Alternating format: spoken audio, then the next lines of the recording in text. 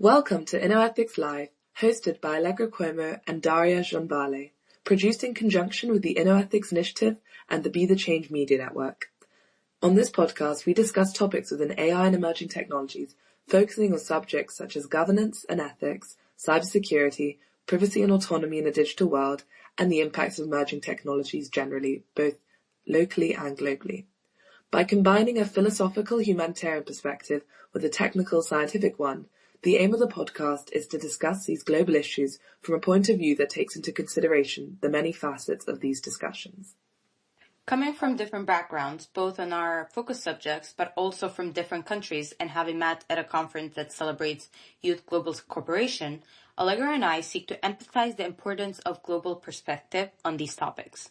In our previous episode, we discussed the pressing need for AI governance and considered the ethical and technical facets of these important questions, comparing the approaches to AI governance from different countries around the world.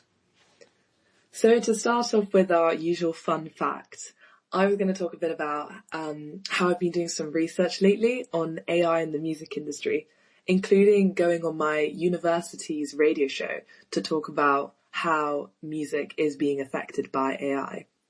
So this includes AI music generation platforms, and listening to numerous artists who have created AI versions of themselves, allowing other people to sample their voices for songs that had never been sung before. I researched this after going down a bit of a rabbit hole over the winter holidays on the song I Run by Haven, which I'm sure a few of our younger listeners have probably heard, and especially after it got embroiled in some controversy because AI had been used to create the vocals, which, after the song had gone viral, then was taken off streaming platforms because of a certain similarity to the vocals being that of Georgia Smith, a British artist who denied any involvement in the production of the song. And I thought this example really highlighted where AI is cropping up more and more in the creative spaces, in art, in literature, as well as music. And it also highlights the effect increased AI in music will be having on artists in terms of copyright and receiving compensation for what they would consider their intellectual property, and also saturating an already extremely saturated market and throwing into question the quality and authenticity of music and the production behind it, and whether this is important or if just people aren't actually interested in the story behind the songs anymore. Where do we draw the line?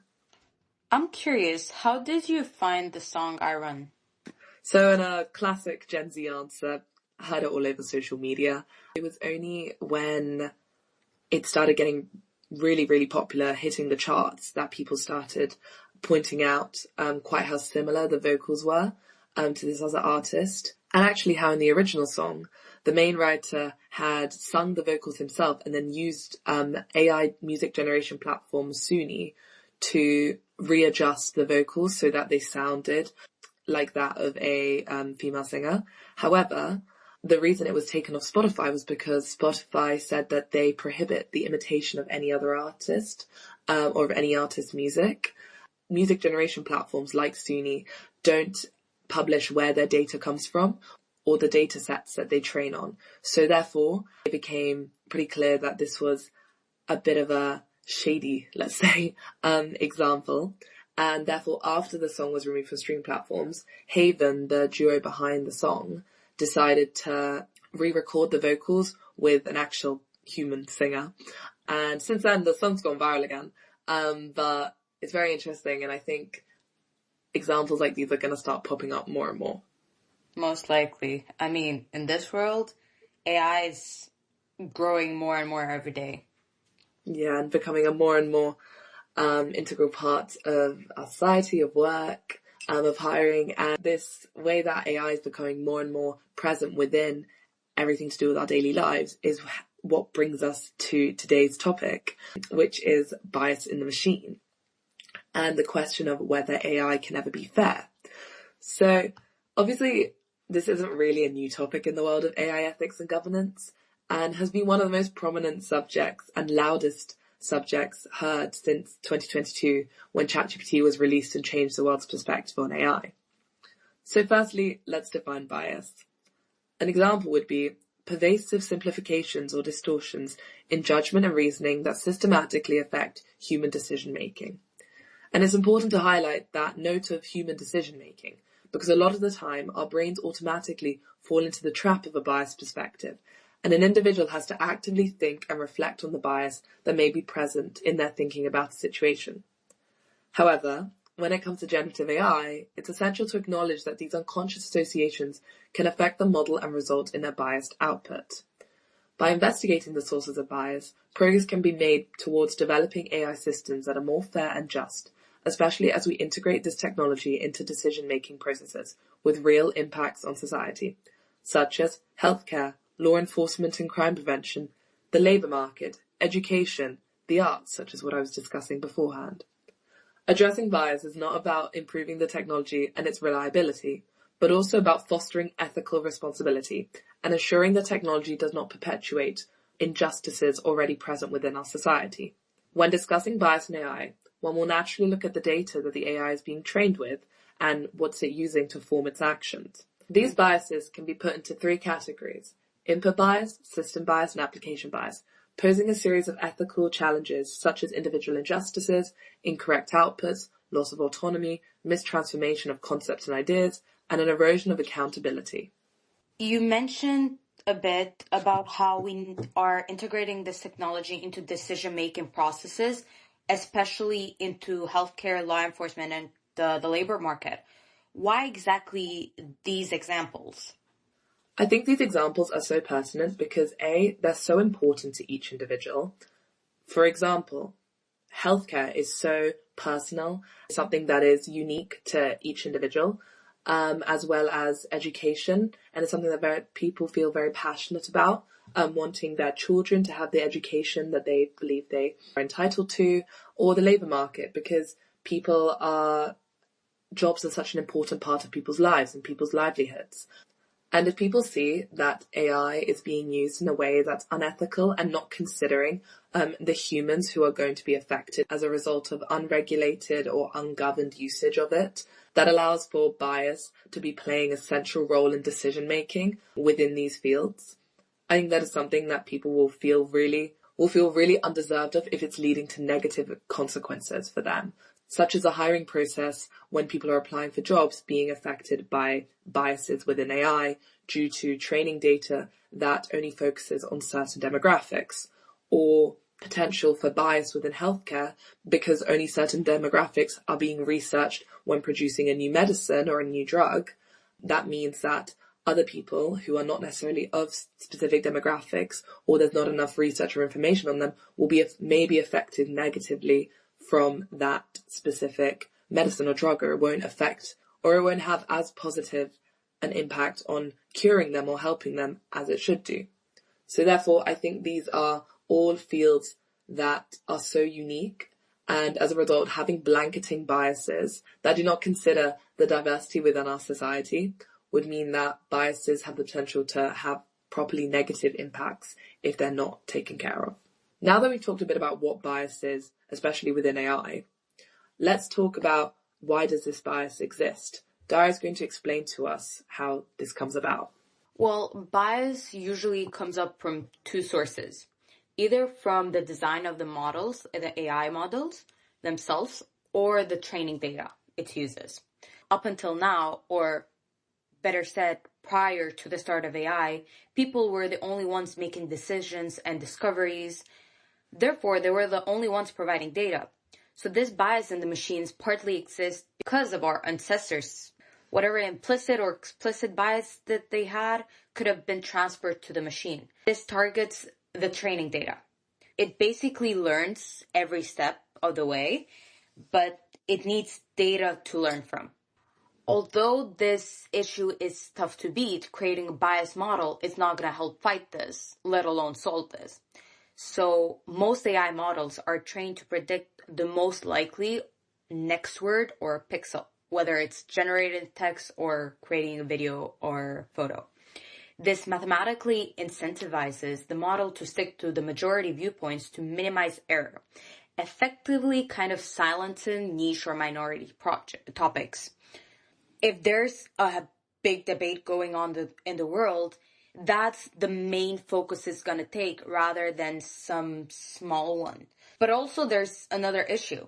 Sometimes the developers can make assumptions to help the model learn faster. This is time issue. So, for example, if an algorithm, which is a step-by-step set of instruction or rules designed to solve a specific problem or complete a task, for the ones that are new to technology, welcome. It's about targeting engagement. The machine is going to have a bias towards introducing polarizing topics so that it keeps you engaged in it, so that you don't leave the app, so that you don't stop the conversation from going. It's like, if there's this whole controversy, it's going to keep on hitting and hitting and hitting, working on that sole controversy just so that you keep on arguing, keep on talking, and keep on using the app or website. There's also another factor that can play a big role into this, which is the composition of the development teams. So if there's a lack of diversity in the teams, it can lead to blind spots. What does it mean? It means that if no one on the team considers a specific cultural topic important, the model is unlikely to be tested for the performance on that topic. Because in later episodes, we're going to be talking about how generative AI works and the steps it takes in order to give the final answer. So it needs testing. If it doesn't get tested, there's no performance guarantee. There's also something very interesting that I didn't quite realize until reading more about the topic of bias in AI. And it was the fact that there's also a language bias with English. I mean, most people talk English, they use their AIs in English, but there's also AI being used in different languages. So for example, my dad, sometimes when he's searching something up, he doesn't use English. He's using Albanian with ChatGPT, and it answers just fine. But it does have a predisposite kind of setting to answer or to think in English, because most of the training data, it is English. Its training sets come from English. So this creates a linguistic topic bias where the AI is more nuanced when discussing topics through a Western or English lens than any other. Definitely, Daria. Those examples are so important, talking about things such as linguistic topic bias, where AI is better at understanding Western English perspectives and providing information from those perspectives or languages because of the large quantities of training data that it's been trained on.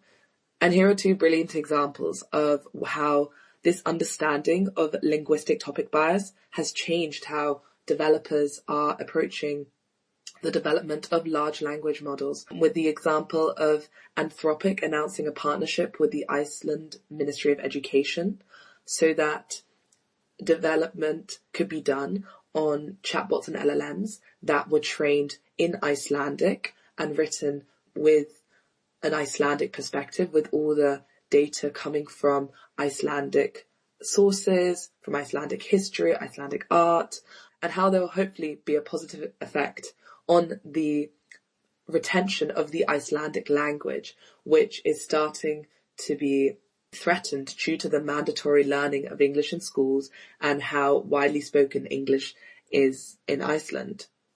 Therefore, having this different approach where rather than students who want to use a large language model for their studies or for whatever reason, rather than them switching automatically into English because they believe they could get better data from it and then using that information and then translating it themselves, what this program should do is instead allow for the retention of the Icelandic language, because these students will be able to go to whichever LLM they're using and speak to it directly in Icelandic, and making a proactive effort to push for AI to be usable in these languages, even though they have less speakers, because it will improve the quality of interaction that people are having with the LLMs. Another really great example demonstrating this existence of linguistic topic bias is when listening to Reid Hoffman at a talk in London in spring 2025, which I talked about in episode 2, the question I asked him was, will cultural heterogeneity be lost as AI models optimize based on the greater volume of learning material from specific cultures? And his response was the following. Cultural heterogeneity. This is actually one of the issues around how do we try not to create monocultures. Now, some of it is like the dominance of training materials in English. For example, one of the early tests I ran that was interesting when I had GPT-4 is I had it create some poems in Hindi, and then I had it create some poems in English and then translate them into Hindi. I had some friends of mine who were poets who are fluent in Hindi and did a blind test with them, and they all thought the poems that were initially in English and then translated to Hindi were better. It is part of the subtlety of having these massive training sets in English that creates one set of heterogeneity. The example here shows that because these data sets have so many more poems and examples of literature that do come from English language sources, it means that it is more effective and efficient for these LLMs to be producing examples in English and then to be translating them into the language, because they have a larger understanding of what a good poem or what a moving poem or what a impactful poem sounds in English as opposed to in another language. So therefore, it makes more sense for them to just translate it to get the desired outcome. This was an example I thought was really interesting and shows how it's really important that people consider where the information is coming from, where the data is coming from, that is being used to be training these models, especially when they're conducting research or creating a project for a very specific audience, or when they're trying to do an analysis of something that maybe isn't necessarily written in English or has been translated itself. So either way, these are really important considerations and show how a need to address the bias within these data sets and within these models is so critically important. I really think these two examples tie this whole part together, because it really is hard to manage bias in AI. It is hard from both the data part and also the algorithmic part. If the data is biased, but also if the algorithmic is designed in a way that only fits a certain type or amount of people, it can lead to misconception and judgment and hurtful ideas into people. Totally, Daria. And this isn't just a problem with LLMs or chatbots. This is also being seen in the development and deployment of facial recognition technology and in healthcare technology. And as I was saying earlier, with the examples of how this arises. And therefore, it is something that needs to be addressed if we're going to be integrating AI more and more into our society. This leads us on to our final section of this podcast. Can AI ever be fair? Well, first, we got to understand the distinction between explicit and implicit biases, because it's crucial when deciding AI fairness. So explicit biases are when there are conscious and intentional prejudices or beliefs about certain groups of people. Meanwhile, implicit bias operates unconsciously and can influence decisions without a person even realizing, which is most likely shaped by social conditioning, media representation, and cultural exposure. They can be harmful by affecting one's behavior without sufficient reflection on their potential biases. Mentioning these two types of biases, AI systems, like humans, can internalize implicit biases from their training data. For example, if a model learns from biased language mentioning these two, we can say that AI systems, like humans, can internalize implicit biases from their training data. For example, if a model learns from biased language or images, it may unknowingly generate produced or stereotypical outcomes. Exactly, Daria, which is why I prefer to refer to these ethical issues of AI as aethical AI as opposed to unethical AI. This idea of unknowingly generating the stereotypical or generalized output.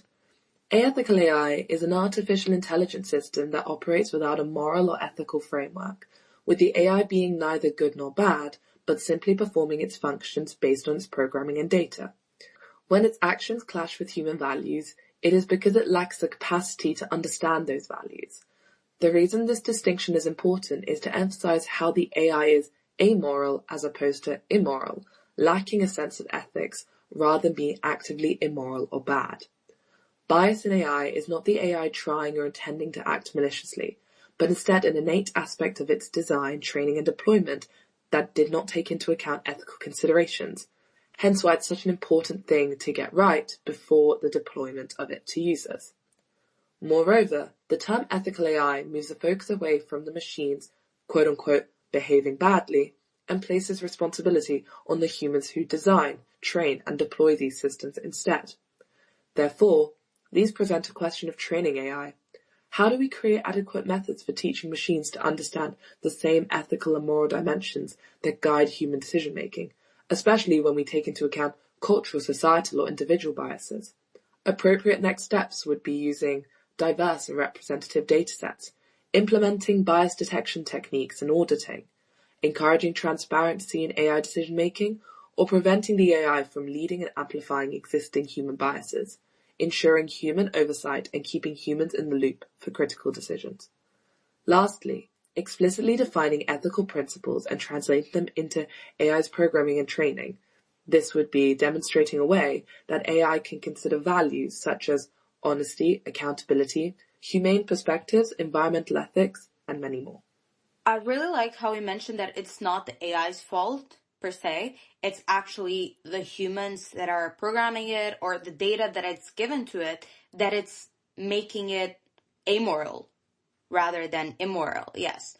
But what can we do to change this? In my opinion, it would be you cannot fix past data, but I think it needs to be updated regularly because sometimes the views that were in the past are not the same views that we have now. So it needs to be constantly updating with the time we're at. However, we need to safeguard what data we use because we need to think about how it could affect humans and people. So to wrap this week's episode up, thank you so much for listening to this episode of InnoEthics Live, hosted by Allegra and Daria. Our next episode is going to be on whether AI can ever be your friend and the implications that this will have on young people and on people generally in society, and how we need to be considering the regulatory aspects of integrating AI chatbots and AI companions more and more into our lives. See you next time.